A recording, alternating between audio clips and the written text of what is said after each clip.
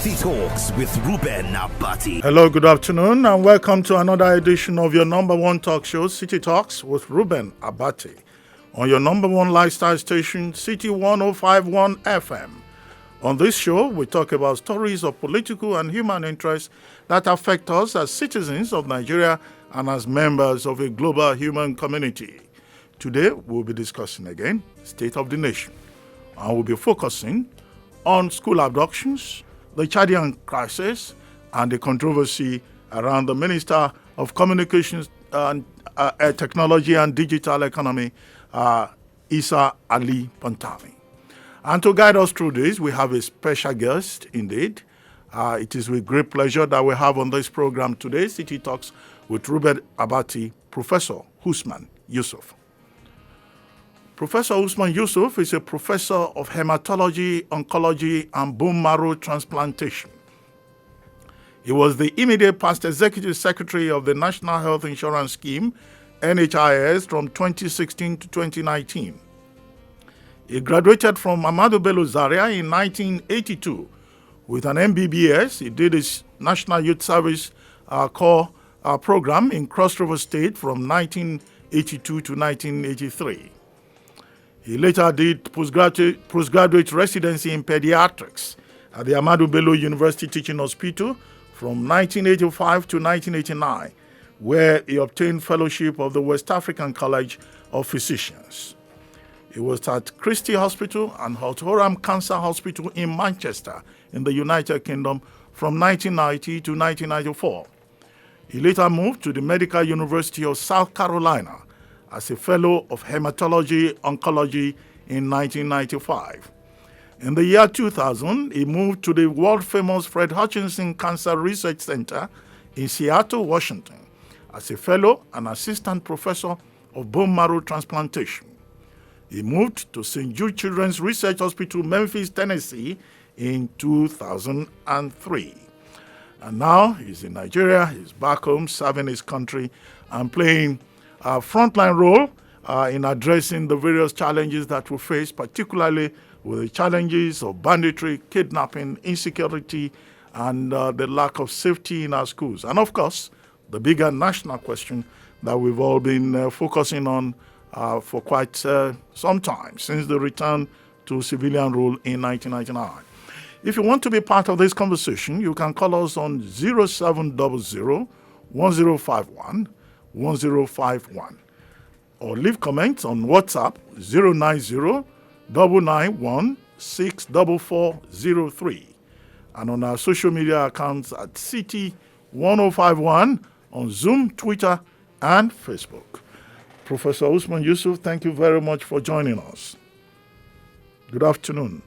Thank you for having me. Yes, thank you for having me, Reuben. Thank you. Thank you very much, Prof. Well, I mean, since December, November last year, in the northwestern part of the country, we've had cases of about, we don't even know the number now, schools being attacked in about 4 or 5 states, Katsina, Zamfara, Yobe, Niger. Zamfara used to be the epicenter of these attacks on schools. Now it looks like it has shifted to Kaduna, and one after the other, we have cases of persons being, abducted, school children. The other month, it was College of Forestry Mechanization in Afaka, in Kaduna State. A few days ago, it was Greenfield University along the Kaduna-Abuja Highway. And at the end of the day, we heard yesterday that 3 of those students have been killed. 40 of them abducted, 3 killed. And then, of course, across the country, whether it's in Imo or Enugu or elsewhere, we have this crisis. Either in Ibarakwa East, in the southwest, or anywhere in the country. How did we get here? What, in your opinion, is responsible for this crisis, considering the fact that this administration, the Buhari administration, makes security one of his 3 cardinal programs? Yes, Reuben, thank you very much for having me. Like you said, any parent in this country today is in mourning. the death of these three of our children abducted from Greenfield University. Every parent sent his children to school, hoping that person would aspire to whatever God and his potential charted for them. But here we are, three of our students killed ruthlessly by these bandits in a country where we have a full armed forces. In the last 4 months, like you mentioned, we've had 5 schools in Kankara, Katsina State, in Kagara, Niger State, in Jangave, Zamfara State, in Nafaka, Kaduna State, and Greenfield University in Kaduna State alone. Again, we have had over 700 kidnappings in the north since December. And more than 600 schools, about 618 schools have been shut in at least 6 states, mostly predominantly in the Northwest, in the last 4 or 5 months. So we are in crisis in this country. Our education is in crisis, especially in the region where we've had challenges with education. Here we are, many of those parents will never send their children back to school. And this is the first time out of all the school abductions that we've had fatalities. 3 children killed. And many more are there in the hands of these criminals. The last one, the forestry students, they're still in the hands of kidnappers over a month after they're kidnapped. The government is not talking. The governor has told the world what he will not do, but he hasn't told the world what he will do or what he's doing. Responsible leadership requires that we get these children out by any means necessary, but not violence. Get them out safely. So this is a big blow to every Nigerian in this country. And this governor must take full responsibility and bring these children out. Not negotiating or not dialoguing with these bandits is no leadership. It's only political grandstanding that has resulted in this. This is no time to lay blame, the time will come. But leaders need to be very, very responsible and get our children out. And secondly, we must protect our schools. The last time in Jangave or Kankara was the federal government said that would be the last abduction. Well, guess what? We've had many. And many more will come if we continue at this rate. Our schools are not safe. And let nobody deceive himself that it's only in the north. From the edges of the Sahara to the creeks of the Niger, no school is safe. So what is the government, federal and state, what are they doing to protect our children in schools? We are not safe in our homes. We are not safe on the major highways. Our people are not safe in their farms, and our children cannot go to school. What is the government doing to protect our children in schools? We must protect our children. The other day, I saw Governor El-Rufai of Kaduna State saying, schools should be built around military barracks. Hello, why don't you build them inside military barracks? This is failure of leadership, failure of governance all through. You cannot continue building roads and flyovers and not governing humanity. Our children cannot go to school. This is an outrage. Our children are not safe. This is an outrage. We are not safe on our roads. We are not safe in our school. Our people are not safe. So let us not kid ourselves. And the Minister of Defense has said it clearly, Nigeria is bleeding. We're in trouble. I've said it before. Insecurity in this country is a symptom of corruption and bad governance.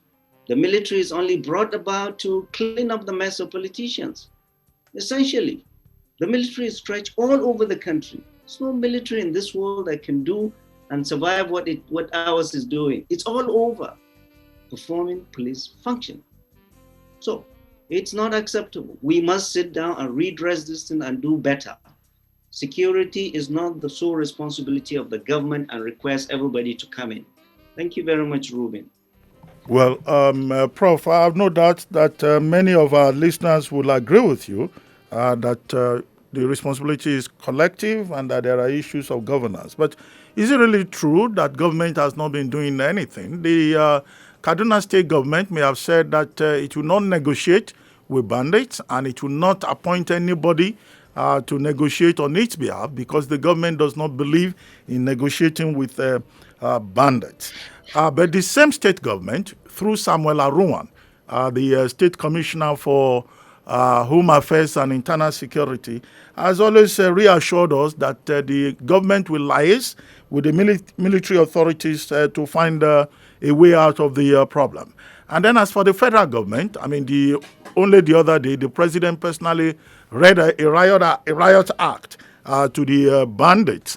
And on Tuesday, the Minister of Finance led a public forum where the issue of safe financing, the financing of safe schools nationwide, was discussed. You don't think those efforts go far enough?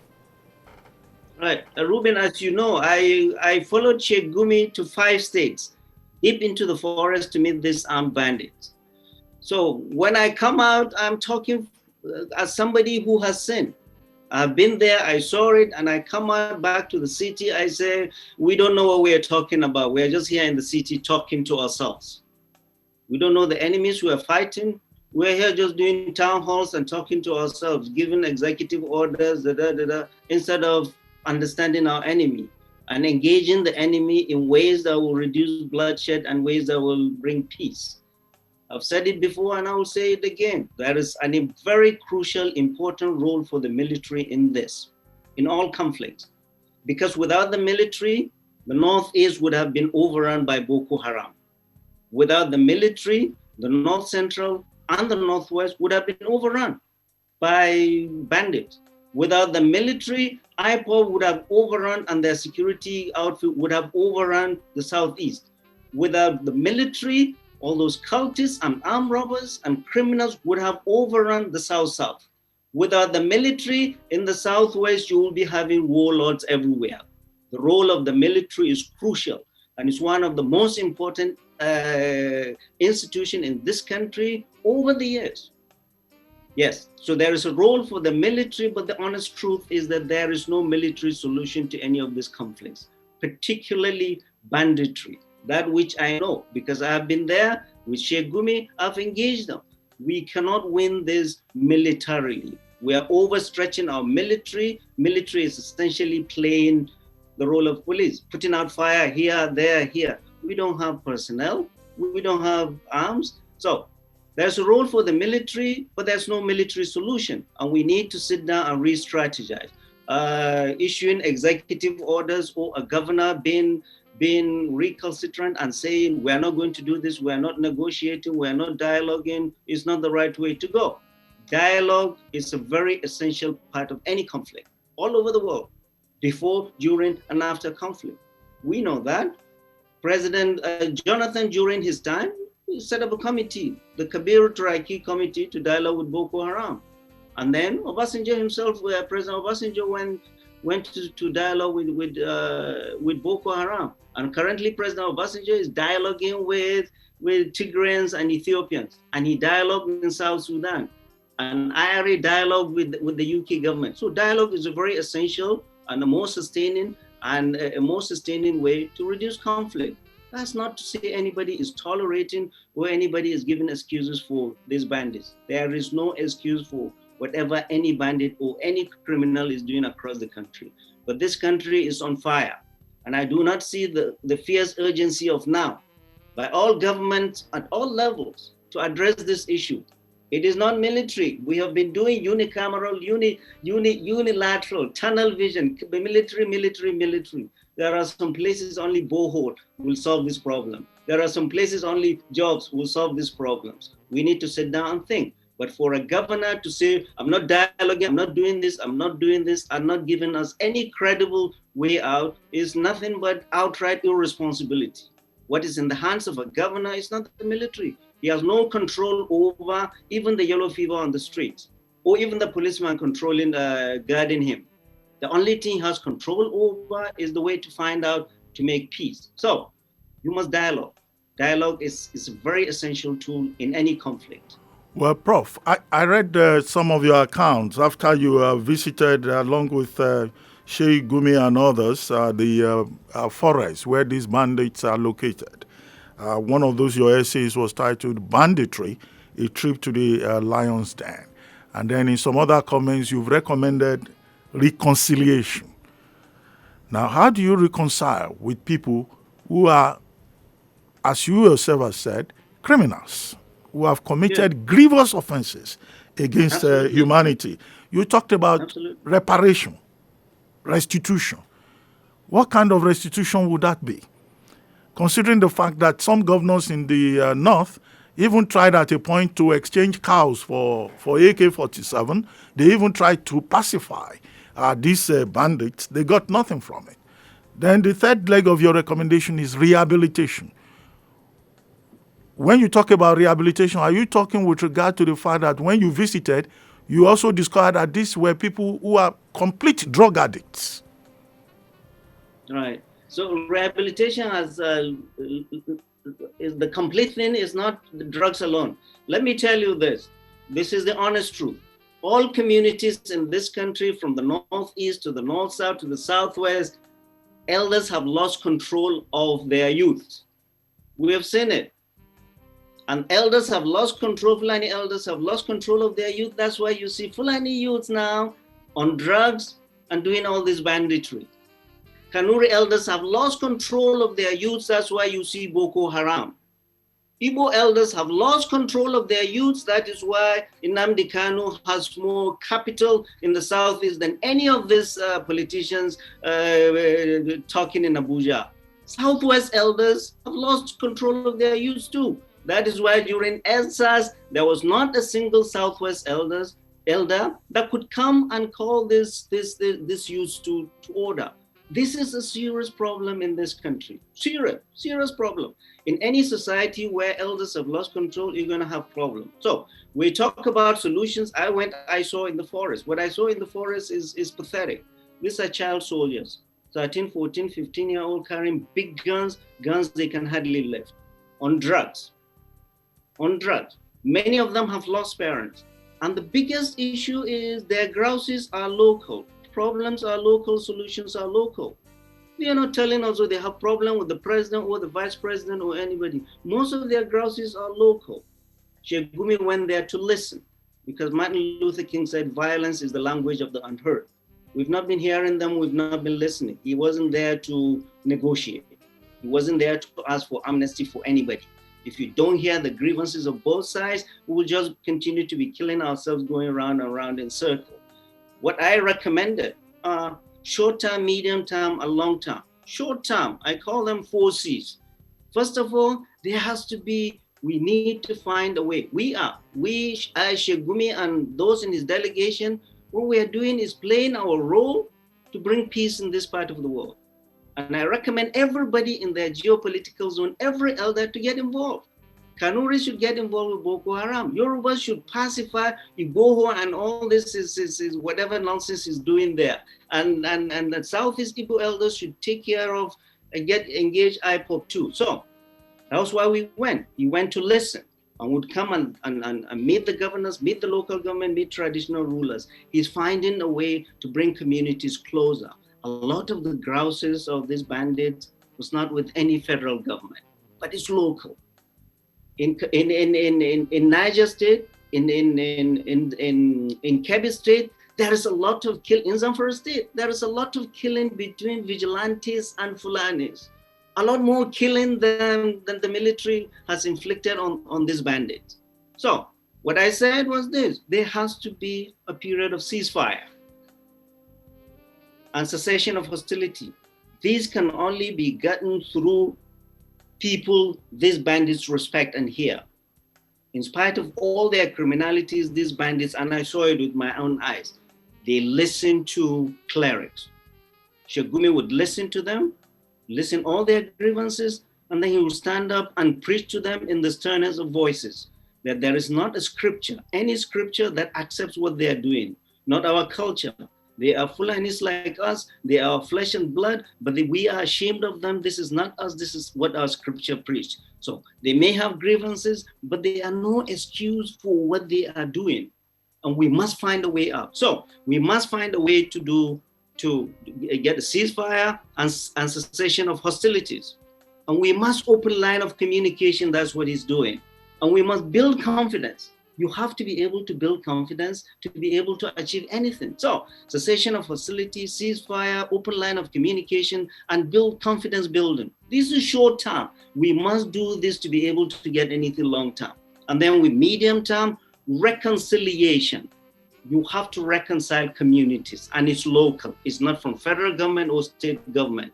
Fulanis are killing houses. Fulanis are killing Nupis. Fulanis are killing Waris. Fulanis are killing Dakarkaris. You can give all the amnesty you want. If you do not have reconciliation locally of communities, nothing will happen. That's why Shegumi sees these bandits and goes and sees town folks. We must reconcile them.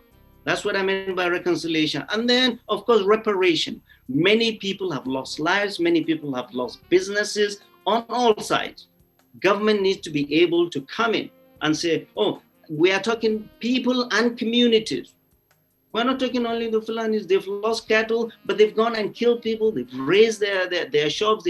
So we must find a way to pay reparations to both sides.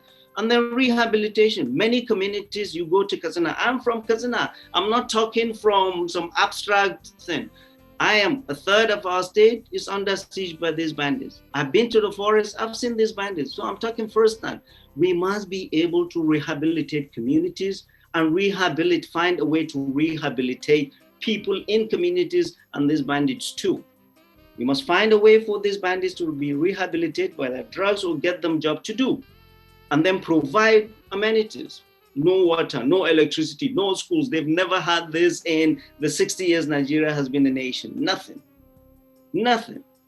We must find a way to reach out to our people. They are our people, just like the people they are killing are our people. So we are coming between warring factions and trying to reconcile them and going back to the government. We are not advocating for any bandit. We're not advocating for any vigilante. These are our people. This is our community. This is our state. This is our country. We are coming in between to bring communities together. In the long run, it's much, much cheaper than throwing $1 million bomb on a community you should be providing water for. So government, listen. People, listen. All clerics, all across the country, regardless of their faith, need to go into any conflict zone and be able to bring people together. That is what every religion teaches. That's why we do what we're doing. Well, Professor Yusuf, you've mentioned the role that clerics can play in this matter, but is it not the case that clerics are part of the problem? When you talk about clerics, you mean clerics like the Minister of Communications, Technology and Digital Economy, Issa Pantami?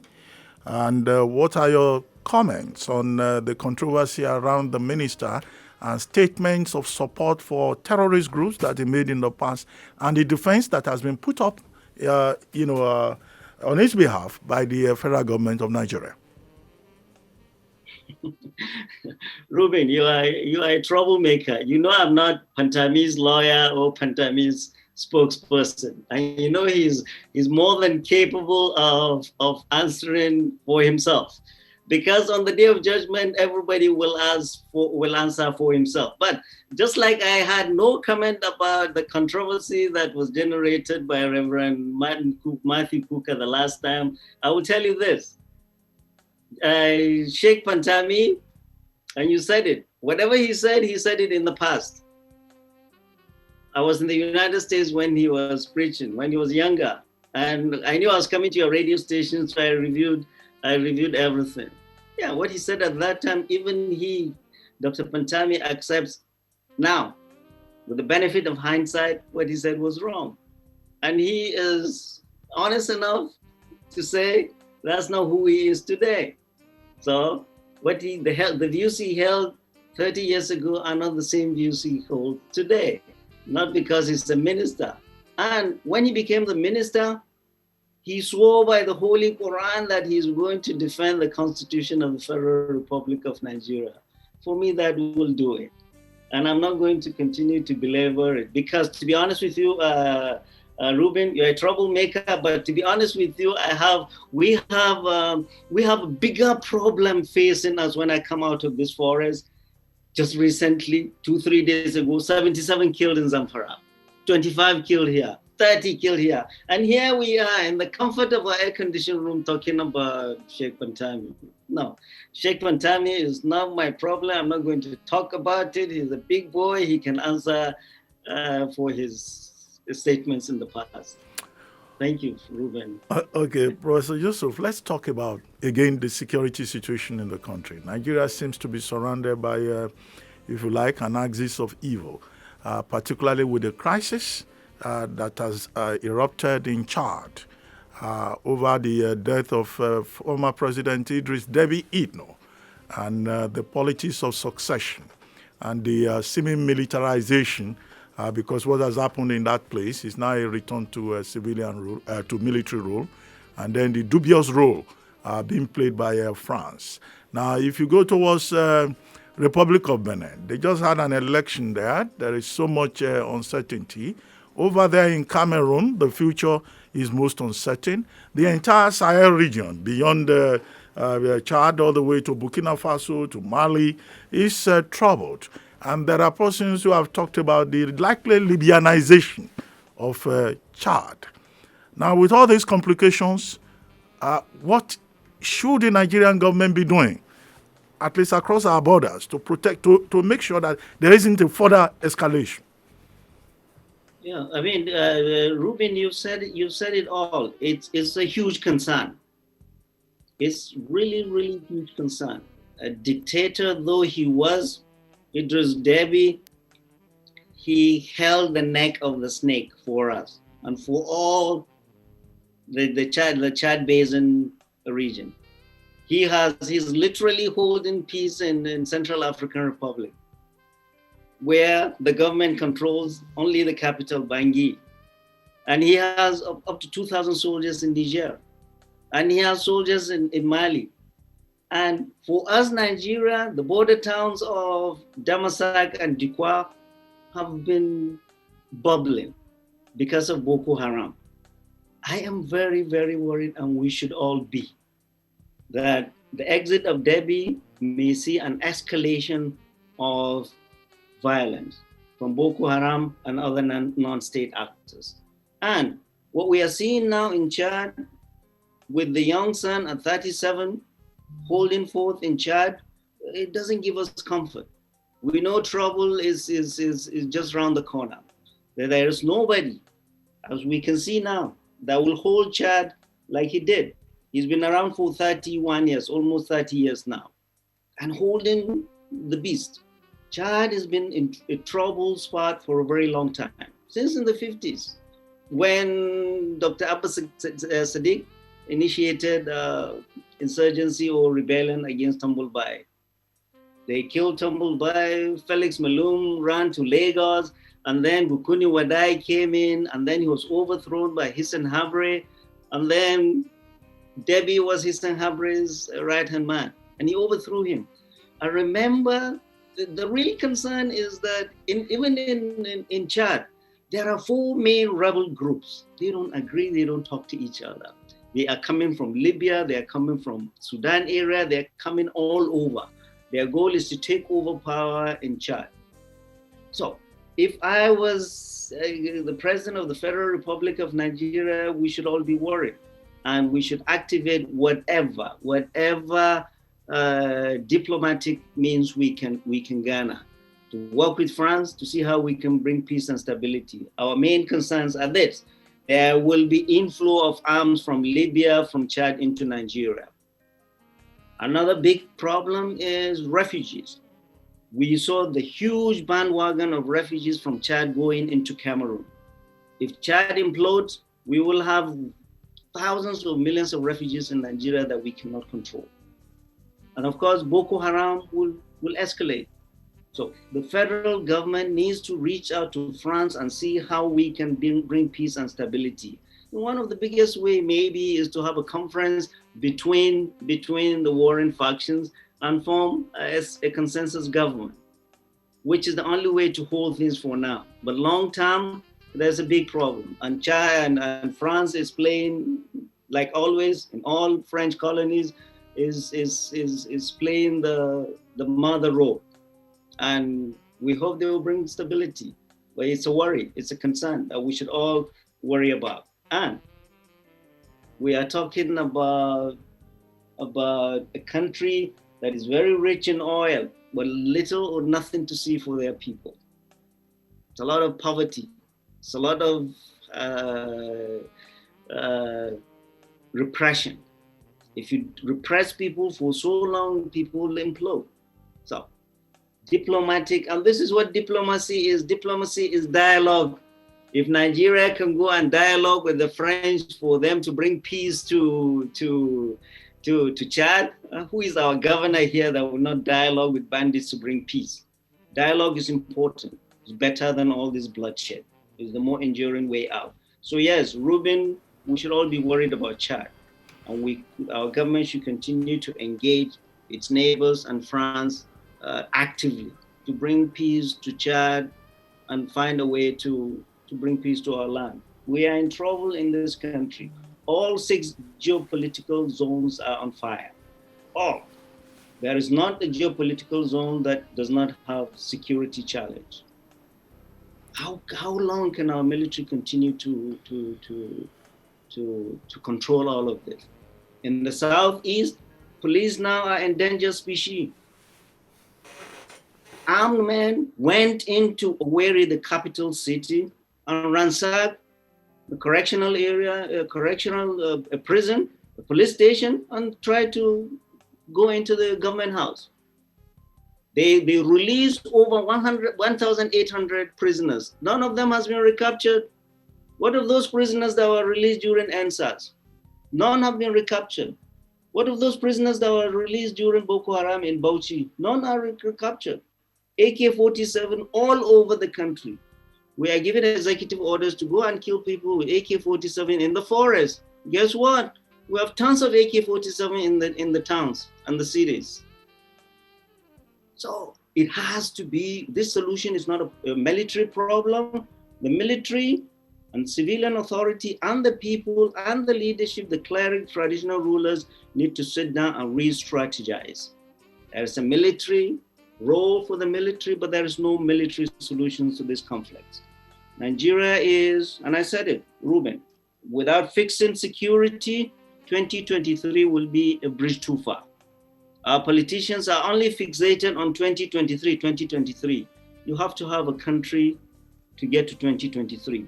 I cannot see in many places how you can have any credible election if this insecurity continues. It is paramount for our government to bring security to this country before 2023, lest we will be talking. So politicians need to pay attention. Security is more important than what they are running around town looking for. Well, Prof, I still have 2 more questions for you, but at this point, I think we should throw the conversation open. There are persons who have been listening to us who would also like to make their own contributions. On the screen here in the studio, I have Dr. Kayode Ajulo. He says El-Rufai's grandstanding should be further interrogated.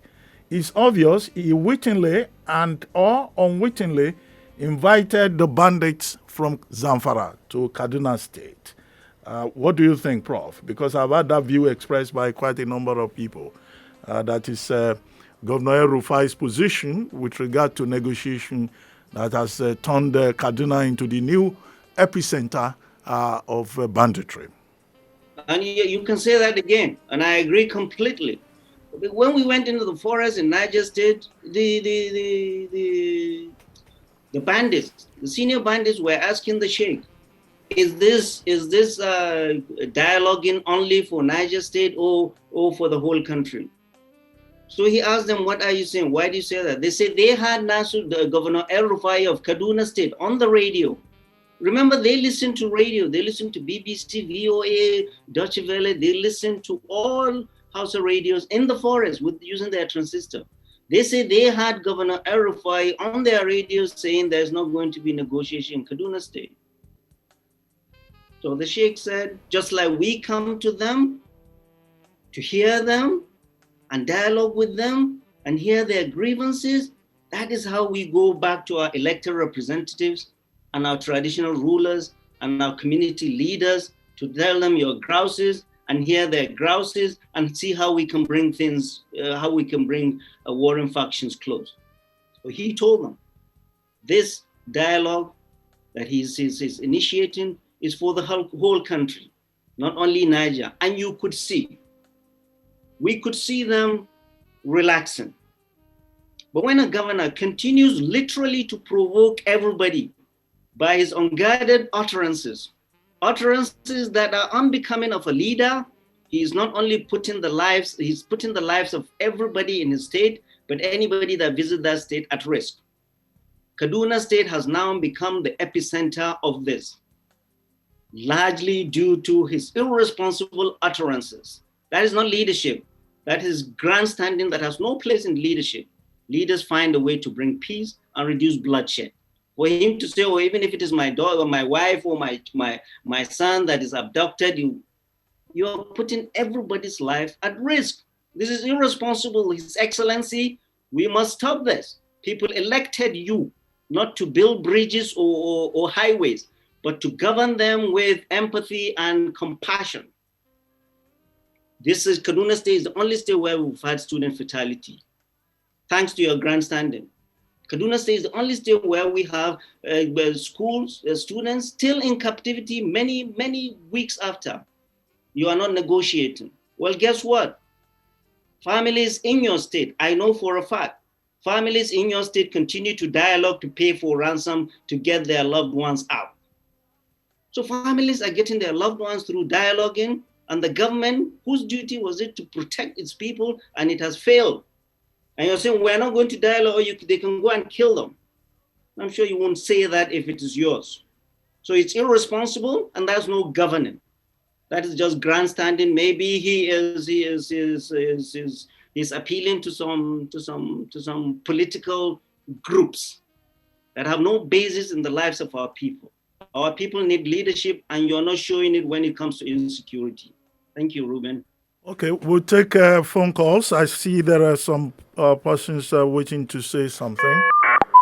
Please, your name, your location, and please keep it short and simple. Thank you very much. Good afternoon, Dr. Abati and the prof. My name is Somi Oranta, actually. I've been listening to the prof. I've been bothered with this question about the status of Nigeria. Are there two laws in Nigeria? Maybe one for the ruled, one for the rulers, and then one for the slaves and one for the masters. Does you think there is something like that in Nigeria? Thank you. Professor Yusuf, you heard him? Yeah, two laws. Who is the master? Who is the slave? I thought slavery has been abolished. Now, with two laws. What law? We have only one constitution. We have only one judiciary.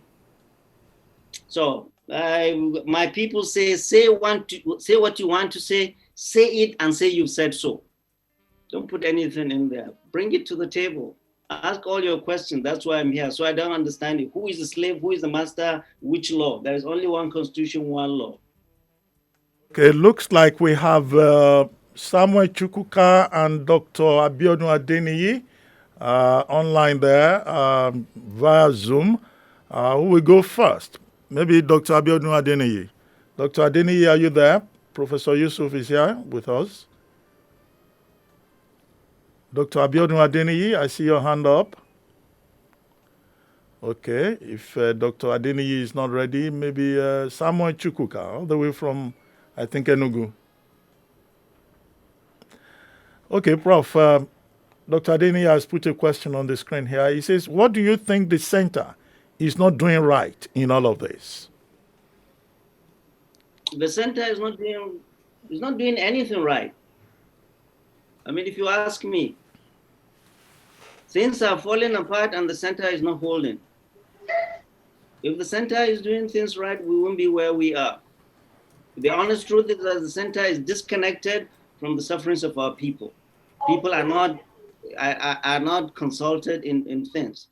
The leadership does not talk to the people. We don't know what's happening. Nobody is talking to the people. Solutions are not military. Solutions are local. So there are a lot of things the center is not doing right, a lot. And that's why we came in. If everybody in Nigeria, this is what we always do. Oh, blame the center, blame the center. Guess what? This center will be done in 2 years and gone. Our children and grandchildren will ask us, what did you do apart from blaming the center? Every Nigerian must find a way to play his role, no matter how small. In every geopolitical zone, every region, elders need to come in to bring peace to their land. Don't wait for the center. You'll be waiting till kingdom come. Thank you. I saw Samuel Chukuka on the screen earlier on. Samuel Chukuka, are you still there? Hello, Samuel Chukuka. Please go ahead. Professor Yusuf is listening. Hello. Could you please unmute your laptop? Okay, go ahead. Good afternoon, Dr. Abati. Good afternoon, Professor Usman. Good afternoon. I would like to ask question with reference to what happened in Enugu on Thursday, because like the situation of insecurity in the country is beyond control. So, and firearms are in the hands of non-state actors. So I want to ask, how can we legislate a law to restrict firearms access? The president said some time ago, shoot at sight. Are there laws to legislate firearms? If there are, how can we enforce it and make it effective so that we can curb insecurity in the country? Yeah. So thank you very much, Mr. Chukuka. So there are laws in the land for all of this, but the laws are broken repeatedly. And the people that make the laws, that is our legislators, we elect them from, when was the last time you saw a representative from Enugu? They are all in Abuja. The lawmakers we elected don't go back home. So they sit down here, make laws and go to sleep. And in the Southeast, like you're talking about, the police are endangered species. They are burning police stations. They are killing police. Who will enforce the law? They carry their uniform in leather bag to go to the station to put on their uniform there. Police are endangered species in the Southeast. Who is going to enforce the law? IPOP, Eastern Security Network. So the laws are there. They're just not being followed by people. And every community must have responsible people to stand up to bring peace to their land. Nobody stands to gain by trouble. None. Nobody. All these politicians inciting trouble all across this country, they will fly out of this country and leave us. And the poor people will be killing themselves. So the laws are not the problem. The laws are there. They're in the book. The people that made the laws are hiding here in Abuja. They're not going home. The police in the Southeast are being killed everywhere. Who is going to enforce the law? Communities like you, Mr. Chukuka, and everybody must get involved to bring peace to their land, because you have more invested in peace in wherever you're living than I or Mr. Abati. So it's our responsibility. Let us not expect the soldiers to be everywhere. They cannot be everywhere. We are asking them to do more than they are trained to do. And they are doing, and they are taking casualties all over. We must salute them, and we must find a way to help our country. That way is all of us getting involved. I'm a physician. Why am I involved in this? Because I see banditry as an existential threat to my people. So everybody must get involved. That's why we are involved. That's why we put our lives at risk, went into the forest in 5 states, meeting heavily armed people, kids, 13, 14, 15-year-olds. I've been to places where no governor has been, no service chief has been, no senator has been, looking for peace. That is because that is my duty, that is our duty and responsibility, each of us, each and every one of us. So Mr. Chukuka, please play your role, and your communities too. But if you wait for laws to be enforced, Nigerians are the ones that break the law.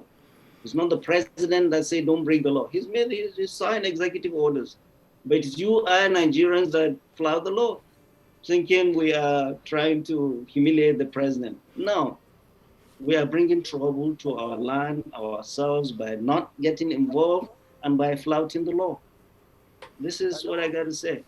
Okay, looks like we have another caller on the line, Professor Yusuf. Hello? Yeah, this Eddie from Songo.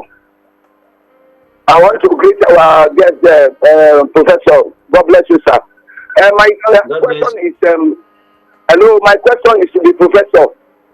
Assuming we decided now, the government decided to, because I'm thinking that now that this situation is like this, why not remove most of these places where there are problems, allow the governors to go and put a sole administrator to maybe begin to look the issues and dialogue with these people so that peace can return back to our nation, because we believe that the politicians are our problem in this country. That is my submission, please. Thank you. Prof, is that a solution in your view? What did he say, Reuben? I didn't hear him properly. Well, he says that since the governors cannot handle the situation, the affected states the governors should be replaced by sole administrators. And the sole administrators could go ahead and engage the bandits and terrorists in dialogue. Good. Okay, that's not. But you have a way to change them. That is the beauty of democracy. In less than 2 years, you go to the poll and change all those people you elected. Bring in the people you think will do what is good for you. If you are not happy with any governor, any president, any local government, any senator, you have less than 2 years. So be patient, continue to get engaged, and go to the polls. Protect your vote. That is the only way to make change in a democracy, not anything extra democratic. So all these people shouting, no, we need to restructure, we need to secede, we need to do it. They're all doing that for their own interest.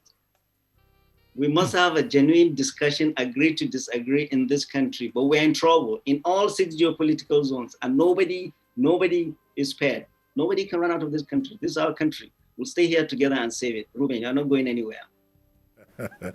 I like that. Well, this is from Amos. Amos from Agege on WhatsApp. Now, he has 2 questions. One, this may sound childish, he says, but we all watch movies, which I believe showcase the way we live. How do these bandits and kidnappers contact families of the captured? If it is through phone calls, can they be traced? 2, our politicians can prove to us that they don't know a thing or two about these dastardly acts. Only the masses are left to suffer their wickedness. Yeah, you are right, and I think that's the purpose. We have been writing and screaming on your show on a Rise channel about how bandits and criminals talk freely to families and nobody tracing them. And I think that is one of the reasons the NIN issue came in, that every number will be attached to a name. But they are still talking, and they will continue to talk. But the NIN process will be able to identify every phone number and attach it to a name, which is good. So we're talking about politicians. I mean, half of our problem in this country is honestly, and I said, insecurity is definitely as a result of a symptom of corruption and bad governance. You look at before 1979, did we have all these security challenges? We didn't have all of this. There was now Boko Haram, bandits, you have IPOB, you have thief militia, you have cultists, you have armed robbers all over the country roaming the land and making this country, this our beautiful land, killing fields. So it is the way we practice our politics, and it is the irresponsible way our politicians are practicing the politics that is responsible for where we are today. Soldiers are brought in to clean up the mess of politicians all over. They didn't create Boko Haram, they didn't create bandits, they didn't create IPOB, they didn't create cultists. It is all bad governance in all of these places that created all of this security mess. And soldiers are put all over the place. And yes, we blame soldiers when things are not sorted out in so short a time. There's so much any human soldier can do. The responsibility is ours, all of us, to sort this country out. And I'm sure we can if we want to. Okay, Prof, we have another caller on the line. Please, your name and your location. Hello? Yes, good afternoon. Good afternoon. Okay, my name is Fideli. I'm I'm calling you from myself. Now, you see, I'm very sure that our political elite, this is another style of business that they're using to extort money from I think the citizens or probably from the government coffers. Because they cannot tell me that these bandits hiding in the bush, they cannot be traced. It's very possible for them to be traced. Okay. And again, Prof said something now. Prof said the only way we can bring in the kind of people that we want is through election. But the truth is it not the people they present to us during their primary election that we go and vote for? So I begin to worry. How do we then, if they present somebody to us that is not capable, and the other party the same thing, how do we then go about it? I just feel those ones who are representing us there, they are really not representing the people. They are just there for their own selfish ambition. Thank you. Okay, Prof, you heard him. Yeah, I mean, he has said it all. Our politics and politicians in Nigeria has not worked for our people, all across 6 geopolitical zones. And don't deceive yourself and say, oh, it's only this place, this place. There is not a state in this country that the governors or their elected representatives are representing the people. None. 36 states, none. So we can do better by voting credible people, not based on their ethnicity, religion, or where they come from.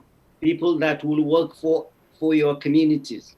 Don't be bamboozled by, they come and give you 1 naira, 10 naira, 30 naira, and tell you, oh, we'll do that. The moment you vote for them, they won't come back. You won't see them again till the next 4 years. So yes, our politicians and our politics has failed our people, and we must do better. And it's only us that can change it by voting credible people all across 6 geopolitical zones. Forget all this secession, all this restructuring, that it will not change the lives of our people. It will only change the lives of those living in Abuja, Lagos, and Rivers State, filling their pockets. People, Nigeria is in trouble. We must all get involved. We must all get engaged. It has to start locally. All these insults we hurl at each other and killing each other will get us nowhere. Politicians will hop on a plane and leave us to ourselves. Nigeria is our country. We have no other one. And we will stay here and salvage it all together. We have youths that are yearning for true leadership. And we must show them that Nigeria is possible. I've been to the United States. I've lived there longer than I've lived here. Everywhere you go, every hospital I work, there are Nigerians there. Very wonderful Nigerians. Why are we there and not back home? Nigeria has it all here. Even though they've left, we have a lot more here. So we must all get involved, not just sit down and wait on the roadside and say, oh, it is politicians, it is this, it is this. Oh, these politicians that you don't like will continue to recycle themselves if you don't get involved. Thank you very much, Reuben. Professor Yusuf, we have just a few minutes left, but I would like to ask you, I see you are very skeptical about secession, about restructuring. You think the people behind all of this are just pursuing their own selfish interests. But look, don't you agree that there are very strong grounds for the protests, for the voices of dissension that we are hearing from across the country? And the big question is, how do we keep this country united so that nobody would come forward and say, oh, Nigeria is not working? Right. And I say, you have all this agitation because of bad governance. When your leadership does not talk to you, I want anybody, I will pick 1,000 people from each of the 36 states, bring them into Abuja and let them vote. Are they happy with their governors and their local representatives? No. The problems are local, solutions are local. So all these secessions, Yoruba nation, Oduduwa nation, Biafra, or Bandustan, or Jihad, will it solve a problem? No, it won't. So if Yorubas go, if Igbos go, so what happens to small tribes like the Nupes, or the Thieves, or the Jukuns? Somebody told me that you major tribes, you are very unfair to us. Yorubas can form their nation, Igbos can form their nation, the House of Fulani can form their nation. How about us? The small tribe. This country was built on the shoulders and the blood of many that fought for this country. We are not teaching history to our children in school. That is why we're having this. The people that fought civil war, many of them are dying. The president is one of those. Nobody would want any war for his country. We've seen Somalia, same religion, same ethnic group. They have been at war for 31 years. If Nigeria implodes, there's nowhere in this country that will take us. There are over 15 million Igbos in the north. There are a lot more Yorubas in the north. We have lived for generations together. So all these rascals saying, all these people asking, where is Nnamdi Kanu? Nnamdi Kanu is in the UK. Where is he? He's in the UK. Telling Igbo youths to go and kill and burn. And all these Igbo leaders asking for Igbo presidency, they haven't gone home to reconcile those youths. Nnamdi Kanu has more credentials with Igbo youths than all these people asking for Igbo presidency. Oh, you haven't sorted out your house, your Igbo presidency. Are you going to give it to Nnamdi Kanu? People need to be responsible leaders all over. They don't think Igbo presidency is for. Nnamdi Kanu will take that presidency from you. Igbos, we have lived in the last 50 years since after the Civil War. Go to our villages and see in the north. We've done very well. This country is our country, and people need to be very, very careful what they say and do. It is us elders that need to rein in this reckless youth. Politicians are the ones inciting all of this. You can restructure this country into a million parts. It will not change anything. It won't. We started a whole nation, we broke it into regions, we broke it into states, we broke it into local governments, we broke it, minorities that were there before, and now the majority of the minority. It will change nothing if we don't even know what we want in this country. All these things is for the leadership of a few. Nigeria has a lot of potential, but we are not exploring that. We are poisoning the minds of our children. And I see that. Yoruba nation, Oduduwa nation, for goodness sake, the last time I checked, there's only one nation, that is the Federal Republic of Nigeria. Period. Let's teach our children, Nigeria is our country. We have to find a way to bring it together. Thank you, Reuben. Well, on that note, I would also like to thank you very much, Professor Usman Yusuf, for joining us on City Talks with Reuben Abati here on City 105 FM today. And I would also like to thank all our listeners, the persons who called in, those who reached out to us on Zoom, Twitter, and Facebook. Remember, the conversation does not end here. You can reach out to me on my social media account at Abati1990, both on Instagram and Twitter, and at City 1051 on all social media platforms. For those of you who tuned in late, no need to worry. You can visit the YouTube page City 1051 to watch the entire show. And don't forget to hit the subscribe button. And don't forget also to tune in next week at noon for another exciting edition of City Talks. My name is Reuben Abati. The show was produced by Adedoja Allen, Abiodun Odunton, Ayodamola Oludara, Oluwaseun Adetuntun, and Olanrewaju Onipede Jr. Thank you. Have a great weekend and join us again next week. City Talks with Reuben Abati.